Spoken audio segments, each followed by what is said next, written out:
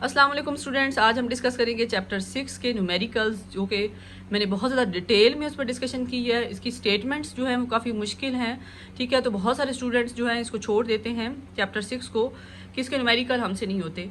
तो आप ये देखें कि हमारे पास इसका जो चैप्टर है, चैप्टर नंबर 6 और 11, इनका पेयर बनता है बोर्ड के एग्ज़ाम्स में। मीन कि इसमें से एक क्वेश्चन लाजमी आता है पेपर में। तो आप लोगों ने थोड़ा सा टाइम लगा के इन स्टेटमेंट्स को क्लियर करना है, ठीक है। मैं आपको ये स्टेटमेंट्स डायग्राम के साथ बहुत आसान करके सॉल्व करवाऊंगी, ताकि आपके लिए बहुत आसानी हो जाए कि आप जाके डायरेक्ट की बुक से या किसी नोट से जब इसकी कैलकुलेशन देखते हैं तो वो बहुत मुश्किल और बहुत लेंथी है, ठीक है, जो कि आसानी से अंडरस्टैंडेबल नहीं है। तो अब हम देखते हैं कि सबसे पहले हमारा पहला क्वेश्चन है। पहले क्वेश्चन में हमारे पास क्या है कि certain globular protein particle has a density of 1246 kilogram पर मीटर क्यूब, ठीक है। हमें क्या दी गई है कि हमारे पास ये, आप ऐसा समझ लें कि ये हमारे पास एक वाटर टैंक है और उसमें एक ग्लोबुलर प्रोटीन का पार्टिकल है, वो फॉल हुआ है, ठीक है, गिरा है। उसकी डेंसिटी कितनी है? 1246 किलोग्राम पर मीटर क्यूब, ठीक है। And it falls through a pure water eta 8.0 × 10⁻⁴ kilogram पर मीटर पर सेकंड। तो आपको अच्छे से पता है ये हमारे पास किसकी विस्कोसिटी की वैल्यू दी गई है with a terminal speed 3 centimetre पर हार। तो उसकी टर्मिनल स्पीड कितनी है? वो जो पार्टिकल फॉल डाउन हुआ है, पूरे चैप्टर 6 में हमने ये चीज़ सीखी है कि पहला इसका टॉपिक था कि हमारे पास कोई भी पार्टिकल जब गिर रहा होता है तो उसकी टर्मिनल स्पीड कब अटेन होती है? जब उसकी पर एक्ट करने वाली तमाम फोर्सेस क्या हो जाती हैं? बैलेंस हो जाती हैं। तो हमारे पास इसकी वेलोसिटी दी गई है कुछ इस तरह से, find the radius of the particle. हमने क्या फाइंड करना है? इसका रेडियस फाइंड करना है। तो सबसे पहले देखें कि हमें दिया क्या गया। हमें डेंसिटी दी गई है, ईटा विस्कोसिटी दी गई है, VT इसकी टर्मिनल वेलोसिटी दी गई है और R हमसे पूछा गया है। तो मीन के जैसे ही आप इसको करेंगे, चैप्टर 6 में VT के रिलेटेड सिर्फ एक ही न्यूमेरिकल है, ठीक है, जो कि हमारे पास क्या है? टर्मिनल वेलोसिटी के अबाउट है। तो सबसे पहले हम लोगों ने ये देख लिया कि हमारे पास पानी है, ठीक है, और उस पानी में एक प्रोटीन जो है वो गिर रहा है, ठीक है, उसकी स्पीड इतनी है, ठीक है, उसका हमने क्या फाइंड करना है? रेडियस फाइंड करना है। तो सबसे पहले देखें कि हमारे पास जो स्पीड का मसला है वो ये है कि स्पीड जो है वो सेंटीमीटर पर हार में दी गई है। मीन के सेंटीमीटर को हमने किस में तब्दील करना है? मीटर में, और पर हार को किस में तब्दील करना है? हमने सेकंड में, ठीक है। तो आपको पता है कि जो 1 मीटर होता है, ठीक है, उसमें कितने सेंटीमीटर होते हैं? 100 सेंटीमीटर होते हैं। तो हमारे पास क्या है? सेंटीमीटर है। तो आपने क्या करना है कि 1 सेंटीमीटर की जगह क्या पुट कर देना है? 1 मीटर ओवर 100, ठीक है। और 1 घंटा दिया गया है, तो आपको पता है कि 1 हॉर में कितने मिनट होते हैं? 60 मिनट होते हैं, ठीक है। और 60 मिनट, 1 मिनट में कितने सेकंड होते हैं? 60 सेकंड होते हैं, ठीक है। तो इस तरह से आपने 1 हॉर की जगह पे ये वैल्यू पुट कर देनी है। तो हमारे पास क्या होगा? अब यहाँ पे देखें कि हमारे पास 3, यहाँ पे क्या आ जाएगा इसकी जगह पे? 1/100, ठीक है, पर हॉर, नीचे है हॉर भी, ठीक है, तो उसकी जगह पे भी क्या आएगा? डाउन में हमारे पास वैल्यू आएगी 60 मीटर पर सेकंड। जब आप इस सारी वैल्यू को सॉल्व करेंगे तो आपके पास जो आंसर आएगा, ठीक है, वो आप इस तरह से लिखना चाहें तो लिख सकते हैं 100 × 60, ठीक है। तो इसका जो आंसर आएगा वो आप कैलकुलेटर सॉल्व करेंगे तो 3.8.33 10⁻⁶ मीटर पर सेकंड। वैसे ये सवाल बहुत आसान है क्योंकि बच्चों को पहला फार्मूला तो लाजमी आता होता है और इस तरह के सवाल पेपर में बोर्ड में रिवाइज भी होते रहते हैं। तो ये चीज़ मुश्किल थी इसमें। जो बच्चा इसको सॉल्व नहीं करेगा, डायरेक्ट वैल्यू पुट कर देगा, उसे न्यूमेरिकल के मार्क्स नहीं मिलेंगे, ठीक है। अब हम नेक्स्ट चलते हैं कि हमारे पास मैंने आपको बताया कि हम फार्मूला इस्तेमाल करते हैं, VT कर सकते हैं। यहाँ पे VT इक्वल है 2G_r² 9 ईटा, ठीक है। तो हमें क्या फाइंड करना है? हमें यहाँ पे फाइंड करना है सिर्फ R, ठीक है। तो हम क्या करेंगे? सबसे पहले इसको क्या कर लेंगे? सिंप्लीफाई कर लेंगे, R² को वहीं पे रहने देंगे और ये 9 ईटा VT मैंने साइड इनकी पहले चेंज कर दी हैं, 2G और रो आके क्या हो जाएगा? डिवाइड हो जाएगा। अब देखिए कि हमारे पास सारी वैल्यूज है, 9 कांस्टेंट है, 2 कांस्टेंट है, ईटा की वैल्यू गिवन है, VT की गिवन है, G की आपको पता है, और रो की। बस यहाँ तक न्यूमेरिकल, यहाँ तक मुश्किल था कि आपको इसकी अंडरस्टैंडिंग होनी चाहिए, आपको ये वेलोसिटी कन्वर्ट करनी आनी चाहिए और उसके बाद आपको ये फार्मूला ज़बानी याद होना चाहिए। तो आप सिंपल क्या करेंगे? आप इसमें वैल्यूज़ पुट करेंगे, आगे कैलकुलेटर का काम है, आपने आंसर निकाल देना इसका। तो हमारे पास वैल्यूज़ क्या है? 9 ईटा की वैल्यू क्या है? 8 10⁻⁻⁴ और वी की वैल्यू क्या है, अब आई है 8.3 10⁻⁻�6, ठीक है। और 2g की वैल्यू क्या है 9.8 और रो की क्या है हमारे पास 1246, ठीक है। इन वैल्यूज़ को आपने क्या करना है, मल्टीप्लाई करना है और जस्ट डिवाइड कर देना है, ठीक है। तो हमारे पास जो इसका आंसर आएगा वो आएगा 2.46 10⁻⁻12, ठीक है। और अभी यहाँ पर क्या है r स्क्वायर है, ठीक है। तो हम क्या कर लेंगे, इस वैल्यू का स्क्वायर रूट ले लेंगे। जब स्क्वायर रूट लेंगे, ठीक है, तो हमारे पास जो अब आंसर आएगा वो कितना होगा, वो होगा हमारे पास 1.56। r किसके बराबर होगा 1.56 10⁻⁻6 मीटर, ठीक है। न्यूमेरिकल की कैलकुलेशन में बहुत आसान थी, ठीक है। सिर्फ इसके पहले शुरू के 2 पॉइंट्स जो थे वो क्या थे, मुश्किल थे। अब हम चलते हैं न्यूमेरिकल नंबर 2 पर। 2 में हमारे पास क्या है, 2 में हमारे पास है डेंसिटी दी गई है, ठीक है। इसको भी मैंने डायग्राम के साथ एक्सप्लेन किया है कि जो कि आपके लिए बहुत आसान हो जाएगा। वाटर फ्लोज, ठीक है, थ्रू अ हॉज। ये हमारे पास एक हॉज है, ठीक है, इसमें से वाटर फ्लो कर रहा है, ठीक है। It's internal diameter is 1 centimetre, मतलब ये जो हॉज है इसका, ठीक है, जो इंटरनल डायमीटर है वो कितना d1 किसके बराबर है 1 सेंटीमीटर के, ठीक है। And at speed of 1 metre per second, और इसकी स्पीड कितनी है v1 किसके बराबर है 1 मीटर पर सेकेंड के बराबर है। What should be the diameter of nozzle if water is to emerge at 21 metre per second. अब हमने क्या करना है, उस हॉज के साथ एक नोजल लगा दी है, ठीक है, और उसमें से पानी जो है वो बाहर जा रहा है। तो वो कहता है इसका डायामीटर, इसका जो डायामीटर ये d2 है, ये आपने क्या करना है, फाइंड करना है, ठीक है। और v2 इसकी जो इस पॉइंट पर स्पीड है वो कितनी है 21 मीटर पर सेकेंड है, कितनी है 21 मीटर पर सेकेंड। तो ये क्वेश्चन इस तरह से हमसे पूछा गया है।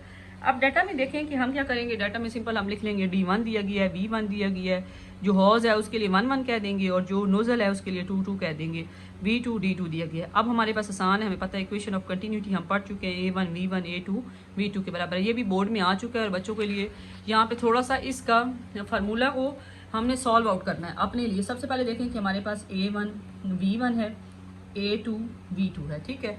अब हमारे पास यहाँ पे देखें वेलोसिटी तो दी गई है लेकिन हमें एरिया नहीं दिया गया। तो हमारे पास एरिया किसी भी सर्कुलर के लिए पाई आर स्क्वायर होता है, ठीक है। तो हम यहाँ पे क्या पुट कर देंगे, पाई r1 का स्क्वायर v1, और यहाँ पे इसकी जगह क्या आएगा पाई r2 का स्क्वायर, मतलब दो पहली बार 1 लिखेंगे अगली बार 2 लिखेंगे, पाई पाई से क्या हो जाएगा कैंसिल हो जाएगा, और हमारे पास क्या बच गया r1 का स्क्वायर v1, r2 का स्क्वायर v2, ठीक है। अब हमने क्या करना है, अब हमें रेडियस नहीं दिया गया, हमें तो डायमीटर दिया गया है। तो आप देखें कोई भी जो सर्कुलर चीज़ होती है ना उसका डायमीटर किसके बराबर होता है d के, और उसका रेडियस यहाँ पे भी होता है यहाँ पे, तो d बराबर होता है 2r के, ठीक है। तो हमारे पास यहाँ पे r की वैल्यू पुट करनी है जो कि बराबर होगी d/2 के, ठीक है। तो यहाँ पे हमारे पास क्या करेंगे, r1 के लिए d1/2 लिखेंगे, ठीक है, इसका स्क्वायर ले लेंगे v1, और इसके लिए लिखेंगे d2/2 का स्क्वायर v2, ठीक है। तो अब हम क्या करेंगे, अब हम इसका स्क्वायर ओपन कर लेते हैं, d1 का स्क्वायर ओवर 4 v1, d2 का स्क्वायर ओवर 4 v2, 4 4 से कैंसिल हो जाएगा, और हमें क्या फाइंड करना है, हमें फाइंड करना है d2, ये फाइंड करना है, ठीक है, d2 फाइंड करना है। तो यहाँ पे देखिए d1 का स्क्वायर v1/v2 इक्वल है d2 के स्क्वायर के। तो इसके फार्मूला पे फोकस करना है, मतलब ये तो बहुत ही आसान चीज़ है कि आपको फार्मूला सिंप्लीफाई करना आना चाहिए, इस वजह से न्यूमेरिकल भी बोर्ड के लिए इंपॉर्टेंट है। तो सबसे पहले हम क्या करते हैं, हम इसमें वैल्यूज़ पुट कर लेते हैं। वैल्यूज़ हमारे पास d1 की है, वैल्यूज़ बड़ी सिंपल सी हैं, छोटी छोटी सी वैल्यूज़ इसकी दी गई हैं, ठीक है। v1 इसका 1 है, बस इतना सा, इतनी सादा वैल्यूज़ दी गई हैं, और इधर 21 है, बस आप इसका स्क्वायर ले लें, ठीक है। 10⁻⁻4 आ जाएगा, उसको 21 पे क्या कर दें, डिवाइड कर दें, और उसका क्या ले लेंगे, स्क्वायर ले लेंगे, स्क्वायर रूट ले लेंगे, तो हमारे पास ये हो जाएगा, ठीक है।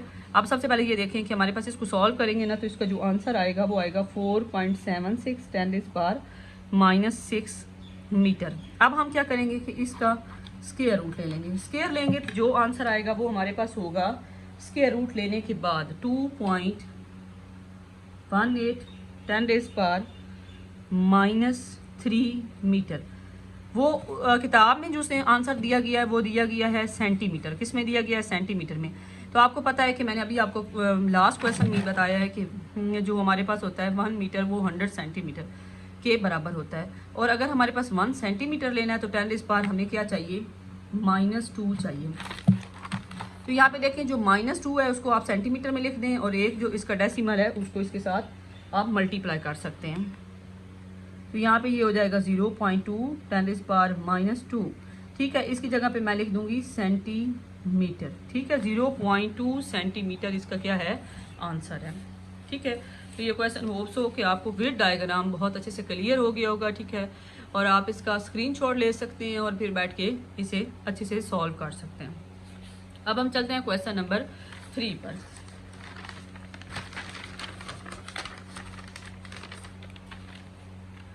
में हमारे पास किया है, इसमें हमें बताया गया है सबसे पहले कि पाइप है, the pipe near the lower end of a large water storage tank develops a small leak and a stream of water shoots from it। इस पूरी सेंटेंस को आप समझें कि हमारे पास क्या है कि एक बड़ा इस तरह का वाटर टैंक है। ठीक है, और उसके बिल्कुल एंड पर एक लीकेज है। ठीक है, जिसमें से पानी शूट करके बाहर जा रहा है। ठीक है, उसके बाद the top of the water in the tank is 15 metre above the point of the leak. के वो कहता है जो लीकेज पॉइंट है बिल्कुल एंड पर जाकर है तो उसके जो अबव वाली हाइट है वो कितनी है? 15 मीटर है। ठीक है, अब देखें नीचे जो हाइट है ना उसको हम बोलेंगे बिल्कुल एंड पर है ना तो h2 ये ना होने के बराबर है और इसको हम 0 कह देंगे। ठीक है, उसके बाद हमारे पास what would be the speed does the water rush from the hole. उसकी स्पीड फाइंड करें जब पानी निकल रहा है वहां से होल से। If the hole has an area of 0.06 centimetre square how much water flows out in 1 second. तो हमने रेट ऑफ वाटर जो है वो क्या करना है? फाइंड करना है। दो चीजें फाइंड करनी है यहाँ पर। ठीक है, तो सबसे पहले यहाँ पे देखें आपको डायग्राम की समझ आ गई होगी कि हमारे पास एक बड़ा सा टैंक है। ठीक है, उसकी जो हाइट है वो 15 मीटर है। उसके बिल्कुल एंड पॉइंट पे थोड़ा सा ऊपर करके उसका एक लीकेज है जिसमें से पानी शूट करके बाहर जा रहा है। उसकी हाइट जो h2 होगी वो तकरीबन 0 के बराबर होगी। तो ये हमारे आगे काम आएगा। इसको हम इस तरह से लिख लेते हैं, h इक्वल है h1 माइनस h2। h1 कितना है? 15 है। h2 क्या है? 0 है। तो ये टोटल किसके बराबर आ गया? 15 के बराबर आ गया। अब यहाँ पर देखें कि हमारे पास कौन सा फार्मूला इस्तेमाल होगा। यहाँ पे इस्तेमाल होगा ट्रॉसली थ्योरम। ट्रॉसली थ्योरम इस्तेमाल होगा। क्या इस्तेमाल होगा? ट्रॉसली थ्योरम। अकॉर्डिंग टू ट्रॉसली थ्योरम हमारे पास थ्योरम में वो क्या कहता है? बहुत आसान है, सिंपल फार्मूला है जिसे आप डायरेक्ट क्या कर सकते हैं? वैल्यू पुट कर सकते हैं, h1 माइनस h2। तो इस वजह से ये देखें मैंने आपको पहले करके बता दिया है कि h1 माइनस h2 किसके बराबर है? 15 के। और आपको पता है कि 2g 9.8 आपको अच्छे से पता होना चाहिए। ठीक है, 15 ये खुद से वैल्यू हम क्या कर देंगे? इसमें पुट कर देंगे, इनको मल्टीप्लाई करेंगे, स्क्वायर रूट लेंगे तो इसका आंसर आएगा 17.14 मीटर पर सेकेंड। किताब के मुताबिक आप इसे सिर्फ 17 भी लिख सकते हैं क्योंकि 17 मीटर पर सेकेंड इसका क्या है? आंसर है। ये तो बहुत आसान था। ठीक है, अब हमने फाइंड करना है इसका फ्लो रेट। तो ये भी बहुत इजी है। फ्लो रेट आपको पता है पॉइंट नंबर 2 है। ये आप इसे 1 का नाम दे दें। अकॉर्डिंग टू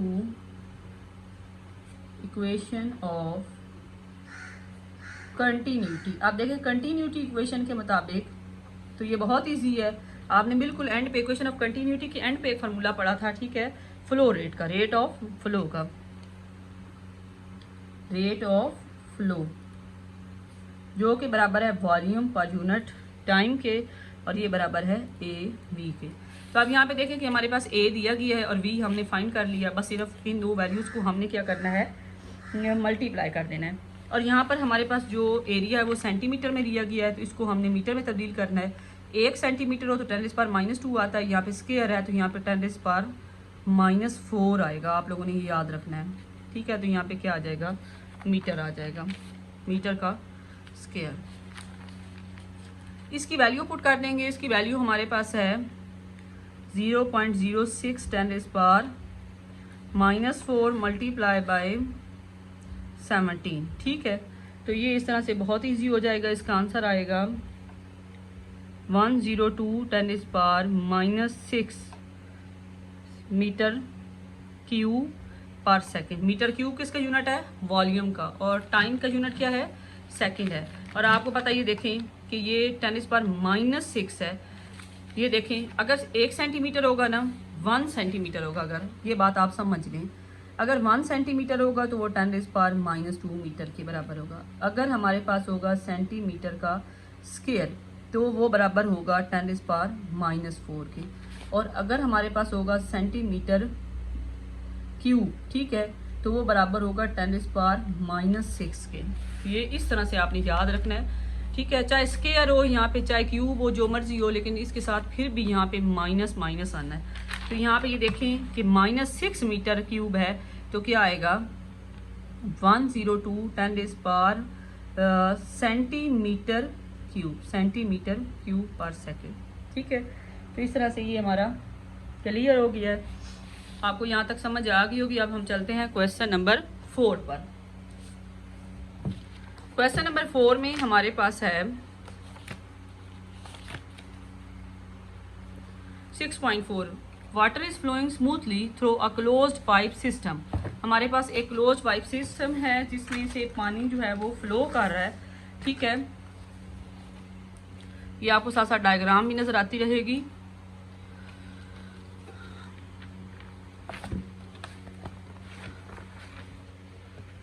इसमें देखें कि water is flowing smoothly through a closed pipe system at one point the speed of the water is 3 metre per second while at another point is 3 metre high. सबसे पहले ये देखें कि हमारे पास इस तरह का एक क्लोज पाइप है, ठीक है। उसके एक पॉइंट पर जो उसकी स्पीड है वो 3 मीटर पर सेकेंड है। वो कहता है उसका जो दूसरा पाइप का सिरा है ना, वो हमने जाके कितनी हाइट पर रख दिया है?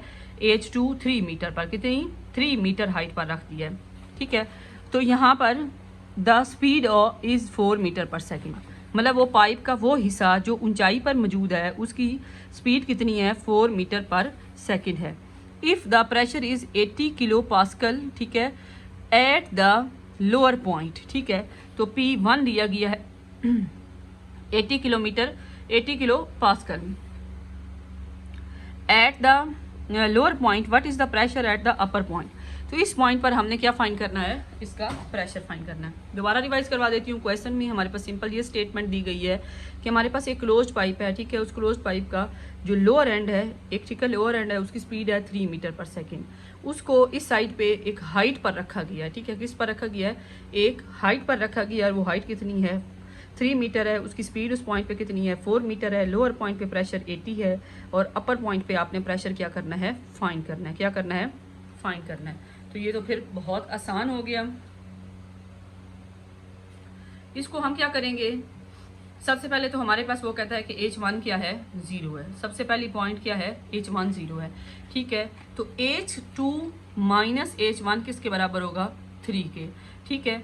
V1 3 मीटर पर सेकेंड है। V2 हमारे पास दिया गया है, ठीक है। P1 इस तरह से K है तो K की वैल्यू होती है 1000, तो 1000 पास्कल लिख लेंगे। P2 हमने फाइंड करना है अकॉर्डिंग टू बर्नौली इक्वेशन, ठीक है, बर्नौली थ्योरम। P1 ये आपको अच्छे से पता है, फार्मूला पूरा लिखेंगे। इसमें हमारे पास देखें कि आपको क्या फाइंड करना है? P2 फाइंड करना है और हाइट H2 माइनस H1 दी गई है, ठीक है। मतलब H1 0 है। H1 आप डायरेक्ट चाहें तो 0 भी कर सकते हैं, चाहें तो इसमें वैल्यू पुट कर सकते हैं, ठीक है। तो H1 को हम क्या काट देंगे? 0 काट देंगे डायरेक्ट। यहाँ से H1 की वैल्यू को हम क्या करेंगे? 0 करना चाहें तो 0 कर सकते हैं, नहीं करना चाहते तो ना करें, ठीक है। तो हमारे पास यहाँ पे P2 को वहीं पे मैंने रह दिया, मतलब इस साइड पे कर दिया है, और बाकी सारी वैल्यूज़ को मैंने इधर ले आना है, ठीक है। तो P1 प्लस 1/2, क्योंकि वेलोसिटीज अलग अलग दी गई हैं तो इनको हम अलग अलग पुट कर सकते हैं। यहाँ पे माइनस आएगा रो V2 का स्क्वायर माइनस। अब ये देखें कि माइनस में हमारे पास क्या आ रहा है? रो GH2 और प्लस हमारे पास क्या है?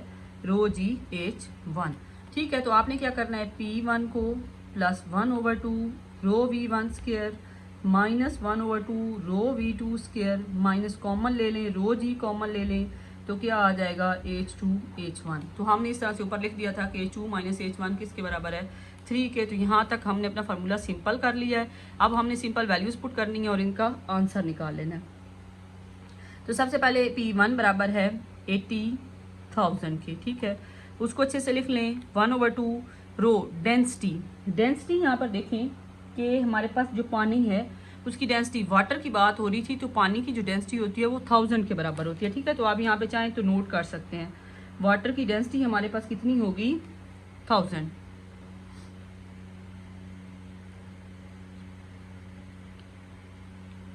ठीक है, तो इस तरह से हम क्या करेंगे, इसकी वैल्यू पुट कर देंगे। यहाँ पे 1000 आ जाएगा। V1 की वैल्यू कितनी है 3 का स्क्वायर, 1/2 रो की वैल्यू फिर वही 1000, ठीक है। आप चाहें तो इसे कॉमन 1/2 रो को कॉमन ले लें ताकि आसानी रहे, ठीक है। 4 का स्क्वायर, ये मुझे भी लेना चाहिए था यहाँ पर 1000, 9.8 और इसकी जगह 3, ठीक हो गया। अब यहाँ पे देखें हम इसे कॉमन ले लेते हैं तो हमारे लिए ज़्यादा आसानी रहेगी। 1/2 1000, ठीक है। और अंदर क्या आ जाएगा 3 का स्क्वायर, 4 का square minus 1000 multiply by 9.8 multiply by 3। अब आप इसे आसानी से कर सकते हैं, ठीक है। इसको अच्छे से सॉल्व कर लें। सॉल्व करके इसका जो हमारे पास आंसर आएगा वो आएगा, ठीक है। आपको इसको पता है, इसको कट करें तो 500 आ जाएगा, ठीक है। इनका स्क्वायर रूट लें, अगर मैं इसको यहीं पर रहने दूं, ठीक है, थोड़ी सी आप कैलकुलेशन खुद से कर लें, 9 आ जाएगा, इसका 16 आ जाएगा।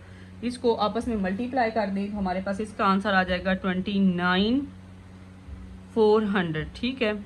इस तरह से अब आपके लिए आसान हो गया। इस वैल्यू को इसमें से माइनस करें, मल्टीप्लाई करें, जब हम माइनस करें तो हमारे पास P1 की वैल्यू आ जाएगी 4700, 47,100। आपको तो मुझे लगता है यहाँ पे अगर नज़र नहीं आ रहा था तो यहाँ से देख लें कि मैंने क्या किया है, सिंपल 1/2 1000 को कॉमन ले लिया, ठीक है। अंदर रह गया 3 स्क्वायर माइनस 4 स्क्वायर, ठीक है। इस वैल्यू को ऐसे रहने दी, उसको डायरेक्ट कैलकुलेटर से मल्टीप्लाई कर दें, ठीक है। और 2 को इस पे कटिंग करेंगे तो 500 आ जाएगा। आप इसमें से माइनस करें, मल्टीप्लाई करें, इनको जमा माइनस करें तो हमारे पास जो आंसर आएगा 47,100 आएगा, 47,100। और इसमें अगर हम डेसिमल पुट करना चाहें तो पुट कर सकते हैं। और ये हमारे पास क्या हो सकता है कि यहाँ से अगर हम डेसिमल को यहाँ पे लेकर आएँ, ठीक है, तो हमारे साथ इसमें 3 आ जाएगा, 47.110⁻³ पास्कल, ठीक है। और इसको लिख सकते हैं 47 किलो पास्कल, ठीक है। तो ये हमारे पास क्या आ गया, P1 आ गया। इसमें तो कोई इतनी खास बात नहीं थी, बस सिंपल ये डायग्राम अगर आप बनाना चाहिए इस तरह से बना के, ताकि आपको वैल्यूज़ जो हैं वो कंफ्यूज ना करें या परेशान ना करें, ठीक है। तो यहाँ तक होप्स हो कि आपको बहुत अच्छी समझ आ गई होगी। अब हम चलते हैं क्वेश्चन नंबर